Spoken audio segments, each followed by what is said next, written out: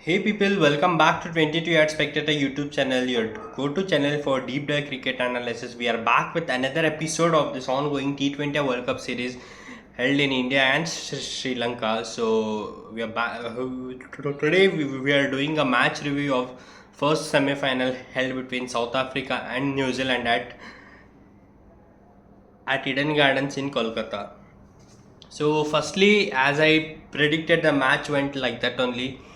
I knew because of this New Zealand opening slot and them playing in India under due conditions. I had just one wrong clue if New Zealand lost toss, but the toss played crucial role here in this match also and in India versus West Indies match also if you see. But if you look at the pitch conditions in this match, the seamers weren't getting the bounce which they used to get actually on this Eden Garden pitch. The pitch was not watered that much after India's West Indies match. The bounce was getting only when the ball was new. The ball, however, it became old. The bounce, it eventually lost its bounce. So, if you look at Matt Henry's death overs and all, ball was either going on a predicted way or Matt Henry was hitting it very hard onto the pitch. Then it was traveling further and deviating somehow. Some revolutions were being developed that time. If you look at spin bowling, Rachin Ravindra, Mitchell Santner, and Mac Wanchi, they had a great day yesterday. So it was a spin friendly pitch, but South Africa lacked spinners and the due conditions didn't favor them at all. So the toss winning was very crucial, as I told you in my previous video. If you haven't watched it, please go and check it out once. So now let us talk regarding this match. So toss was won by New Zealand. They opt to ball, obviously. So South Africa comes to bat. Aiden Markram 18 of 20, Quinton de Kock 10 of 8.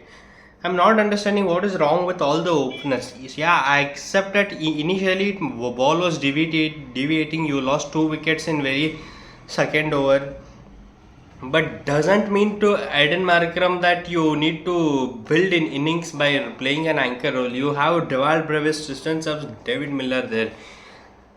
In 20 balls, you would have gone for 30-35 runs. No, it would have been great platform for Miller and Stubbs and Brevis to play further. But Markram went for ultra defensive kind. So Quinton de Kock also failed miserably yesterday. And unwanted shot, and he didn't read the ball at all. He wanted to hit it over the mid off towards the long on region, but he failed it. The previous shot only he hit there. He took another chance, but this time he failed, and Lockie Ferguson took that catch. So next comes Ryan Rickleton. He didn't have a clueless. He was literally clueless at that point of time. He suddenly he wanted to push that ball between the gap from square leg side, and it ended up going directly into Finn Allen's hand. So he got out for a golden duck. Dewald Brevis played a decent knock, you would say, but at this stage he should have been converted for 70-80. But anyway, well, the New Zealand spinners were doing very good yesterday, so he was also trapped in that only. So Brevis got 34 of 27. The spin bowling actually slowed down his innings, you can say, not wicket taking, but it slowed down his strike rate for sure. Then David Miller 6 on 6. I think so. David Miller missed out on an opportunity. This might be his last World Cup also, if you look, but he played for 16 straight years. But still, yesterday he had a great opportunity to build a great innings as he played against India, but he failed here too. Stubbs 29 of 24. I mean, the dilemma whether to blame both Markram and Stubbs for this inning or not, because Stubbs also played a very slow paced innings. I know very well he starts at a very slow pace, but doesn't mean you need to play like 29 of 24 balls. He could have pushed his innings very, because there are no batsmen left after him. Jansen was playing along with him, and Corbin Bosch also didn't play anything great today.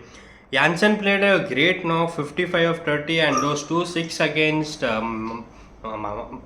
Matt Henry in that over was great to watch. Kagiso Rabada, first ball wicket. He had a one basic thing to do in 20th over, just to rotate strike for Jansen, but he failed there. It unfortunately timed very beautifully that in the boundary line, Finn Allen took that catch. Keshav Maharaj 1 on 1. So South Africa managed to put up a target of 169 for 8 wickets in 20 overs. So if you look here, the partnerships from South African side, Aiden Markram, Brevis, 43 of 35. I think so. Most of the runs they contributed only 20-25 runs like that. Again, I'm saying Aiden Markram should have gone for a great deep innings. By accelerating also, he can't play that much defensive at this stage of the tournament. Stubbs and Jansen got a great partnership where Jansen was contributed more, 73 of 47 deliveries. So New Zealand's bowling, if you see, Matt Henry 4 over 34, 2 wickets. The last over he bowled 20th over. Yes, 6 runs, 2 wickets and 1 wide. That's it. Very, very, very brilliant over. Kohli Makanchi 1 over 9 run, 2 wickets. I think so. This man was been called to just to take 2 wickets. Afterwards, the right-handers came, so they stopped giving him bowling only. But yeah, he played a great knock. He bowled very decently here. So Lockie Ferguson 4 over 29, 1 wicket. 1 or 2, I guess. Lockie. Jimmy Neesham for 3 over 42 run, 1 wicket. Yesterday I rated him highly. I praised him also. He's my one of favorite all-rounder. But in 5th over they brought him in power play. That was unnecessary, I would say. The pitch was behaving very slow, so Sander would have thought like a bowler who is like bowling at 130, 125 to 130 around that 135 pace, he would be effective. But Jimmy Neesham was not getting the right lengths, so their brevis started to charge him.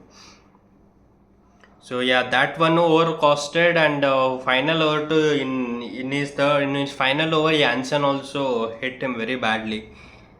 Santner 4 over 25, 0 wickets. Santner is not getting wickets, but he is economical. He had something around 6.69 economy in this tournament. Very brilliant economy, but he is not getting wickets. They are playing ultra defensive to Santner, and they are going to hit against Rachin Ravindra. They are giving wicket to him. So Rachin Ravindra 4 over 29, 2 wickets. He dropped on simple sitter of Aiden Markram, but it didn't cost that much for them as a team, because Aiden Markram is a good batter only, but yesterday he failed very badly. So New Zealand comes to bat. Tim Seifert for 58 of 33 deliveries, 170 odd strike rate. It was Tim Seifert who started scoring boundaries and sixes, then followed by Finn Allen. Tim Seifert played a great knock as an opener yesterday. Finn Allen 100 of 33, 303.03 strike rate, man, insane strike rate. I haven't seen any batters playing about 15 balls with a strike rate of 300 odd. 8 sixes in an innings, goated innings by him. Like he was not Finn Allen, he was Finn Alien yesterday. What kind of shots, man? That one, Jansen bowled a Yorker length at the delivery. He just pushed it with one-handed bat towards the boundary. Oh man, where you generated such huge power? He played very. His all shots, none of one and two. Here and there might be top edge or edge, but remaining all the scoop shots behind the wicket keeper, over him wicket keeper. Literally, the shots were very fantastic to watch from him, especially. Rachin Ravindra 13 of 11, nothing too much to do. So New Zealand chased on the target in just 12.5 overs. In that over only, Finn Allen completed his century. Like 17 runs were required and 20 runs were required to Finn Allen to complete his century. He hits 2 sixes, 2 fours and completes his century. Great innings from him, man. Marco Jansen, if you see South Africa bowling, Marco Jansen 2.5, 53, 0 wickets, 18.7 economy. What he has hit, he took it back in bowling only. Kagiso Rabada 3 over 28, 1 wicket. The 1 wicket was of uh, Tim Seifert. Lungin Nigidi 2 over 12, 22 runs. Corbin Bosch 2 over 35, 17.5 economy. Keshav Maharaj 3 over 33, 0 wickets. So South African all bowlers were expensive only except Rabada. You would say at this standard, New Zealand batters, they didn't even give an opportunity to South African bowlers to stay in the game. The Corbin Bosch over, he was getting very hit back, very hitting. He got very hit. He had got hit very badly yesterday. Jansen too for that point. So Keshav Maharaj, their spin didn't work at all. I told you the dew will play a crucial role in this Eden Gardens pitch. So if you look at the top, the records by Finn Allen made yesterday, top score by any batter in T20 World Cup knock. So this was his top score by any batter in T20 World Cup stage knockout games like semi-final and final. Fastest 100 in T20 World Cups, fastest against a full member squad as well. Yesterday, after hitting 8 sixes, he made up for the most sixes in a single edition of T20 World Cup. That is 26s. Still one match is there for them. Think so. He continues to play great innings. Yesterday, this Finn Allen, if you would have noticed, he played just 4 dot balls. Just 4. Insane innings from this man. I rate him highly. I don't know. KKR brought these two openers for just 3.5 crores. Insane, man, insane. 3.5 or 3 crores, I'm not sure, but they brought for that range only. So now if you look at South Africa's camp in this World Cup, they started in Ahmedabad only.